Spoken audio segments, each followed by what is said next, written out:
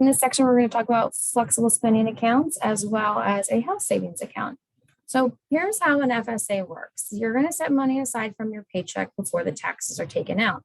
And then that money that you can contribute to your FSA is not subject to payroll taxes. So you end up paying less in taxes and taking basically home more of your paycheck. And then you can use those pre-tax dollars to pay for eligible expenses that you would have used using post-tax money. Eligible expenses. The IRS determines which expenses are considered eligible. For flexible spending account, there's two types. There's a dependent care account and there's a medical account. I have listed below eligible expenses for dependent care, and then I have just a few of the ones for medical. Now, the annual maximum for the dependent care is $5,000, and then for the medical, it is $2,750.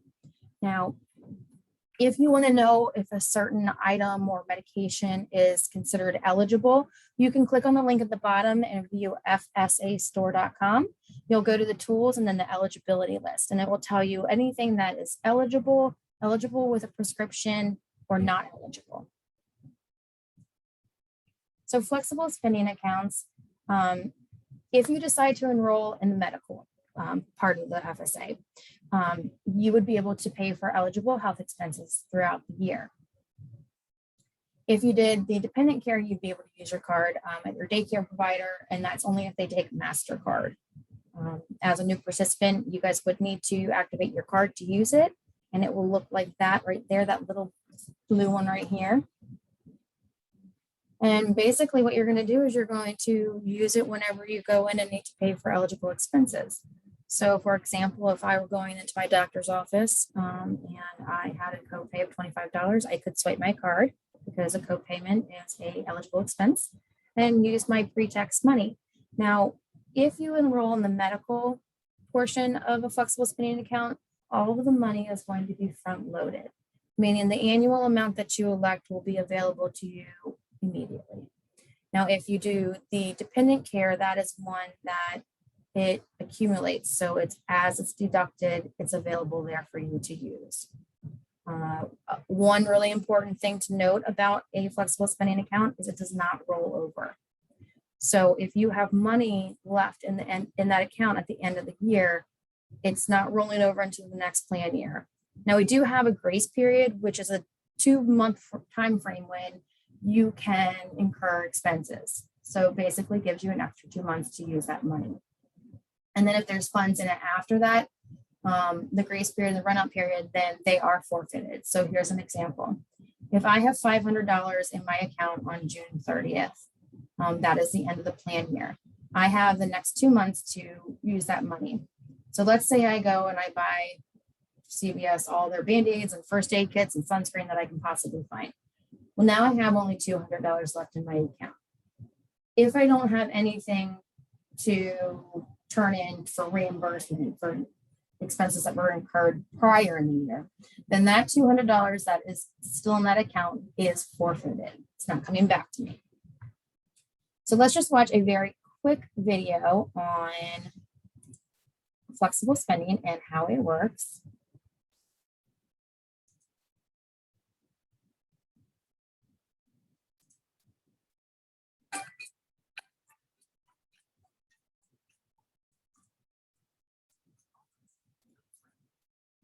For our health care and for other expenses that aren't covered by our health plans. A flexible spending account, or FSA, is a special account that can help you plan ahead for large or ongoing expenses. There are two kinds of FSAs. A healthcare FSA helps you pay medical, dental, or vision expenses like office visits, prescription medications, and lab tests. A dependent care FSA helps you pay the cost of caring for others while you work, such as daycare for children or home care for seniors. At the beginning of the year, you decide how much money you want to have deducted from each paycheck and deposited into your FSA based on your expected expenses. As a bonus, this money doesn't count toward your income in most states, so you don't pay taxes as long as it goes to pay qualified expenses. Every dollar goes a little further than if you paid out of pocket. With a healthcare FSA, you have immediate access to the whole amount you plan to contribute for the year, starting the day your plan begins. For example, if you plan to contribute $1,200 from your paycheck over the course of 12 months, you can start using the entire $1,200 before the year is over. But with the Dependent Care FSA, you can only use the money that's been deposited up to that point in time. If you want to see how much is in your FSA, just go to the member website. You can check your balance and see what claims have been paid. Companies set different rules for how money in FSAs can be spent, so check your benefit materials to see what rules apply to your account. So how do you use the FSA to pay for expenses? You can submit medical claims online and simply push a Pay Now button. Your claim will be submitted and payments can go straight to the healthcare provider. A few FSAs even include a debit card you can swipe to pay when you receive services. All in all, your FSA is a great way to help cover your health care and other expenses and get the most out of your health plan. Waiters always look at me and think that I'm Okay, so there is the video that I wanted to share that goes over a flexible spending account. So here's just a little more information. Most of it was reviewed in the video. And flexible spending is a plan that you have to enroll in every single year. The election does not roll over each year.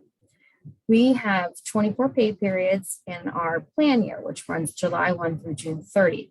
So if you're hired after July 1st, you need to take into account how many pay periods remain in the plan year. So what you could do is, if you know that you want to have $400 in a medical account, and you know the end of our plan year is June 30th, 2022, then we would look at how many payrolls had been run for, and I can divide out for you once I know the annual amount. Or we can do it in reverse, where you say, okay, I know I want $25 every pay period. I can tell you how many pay periods are left, and then you can multiply it out. If I divide it out and it doesn't come out even, I will let you know and ask you whether you want to go up or down with the last penny. So if you do not want to enroll in this plan, you do not need to do anything. Just remember that your next opportunity to enroll would be during open enrollment. Here's the enrollment kit and the form. So when you're on the PDF or the flip book, you're able to click on it and complete it. So next we're going to talk about health savings accounts. And to be eligible to participate in this, we call them an HSA, you have to be enrolled in a high deductible healthcare plan. Can't be entitled to Medicare, can't be claimed as a dependent on another person's tax returns, or covered on another health plan. So while you're participating in your HDHP, your deductible will be a lot higher and your premiums a lot lower, which means, you'll have more access to money from your paycheck because your premiums are lower. So if you're covered by an HDHP, you can create a health savings account where you take funds out before it's taxed to use for qualified medical expenses. And there are a few differences between a flexible spending account and HSA. The first one being that an HSA requires you to be in a specific health insurance plan. Another difference is that the account is yours. So when you leave and go somewhere else, if you leave employment, that account's going to go with you and any remaining balances. And the third big difference is that it allows you to roll over any funds that are left in the account at the end of each plan year. So we're going to go ahead and just check out a short video on health savings accounts and how they work.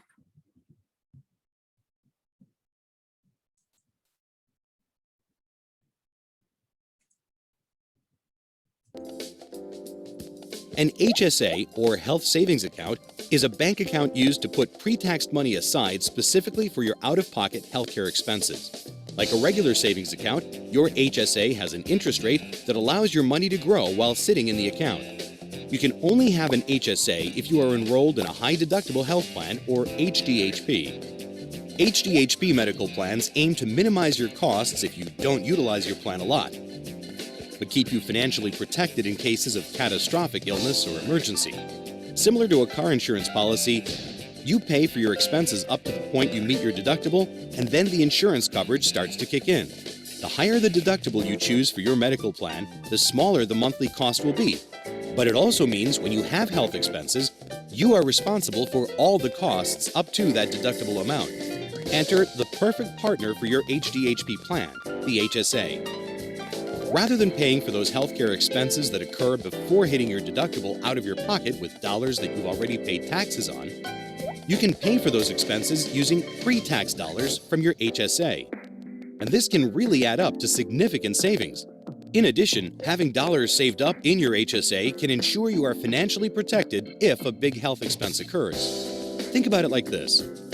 If you had chosen a different type of medical plan, the cost of having that plan would be more each month than on your HDHP plan. The smartest way to manage your HDHP is by taking some of those monthly savings and putting them directly into your HSA to cover you for the eventual healthcare expenses that will occur.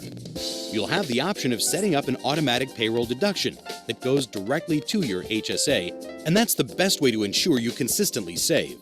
Another beautiful thing about an HSA is that you own the account, not your employer. If you change jobs, the account stays with you. And HSA dollars don't expire each year, like an FSA, but can be carried over year after year forever. Finally, if other family members are covered on your medical plan, your HSA can be used to pay for their healthcare expenses as well. To sum it up, an HSA is a savings account for healthcare expense. You must have a high-deductible health plan to qualify for opening an HSA. The dollars in your account grow with interest, they roll over year to year, you own the account, and they can be used for anyone covered on your medical plan. And those are the basics of HSAs. May your newfound benefits knowledge guide you until next time. All right.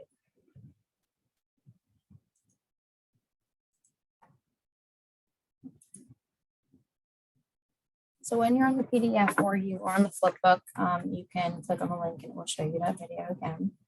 So here are some qualified expenses, medical care, prescription drugs, dental and vision for your HSA.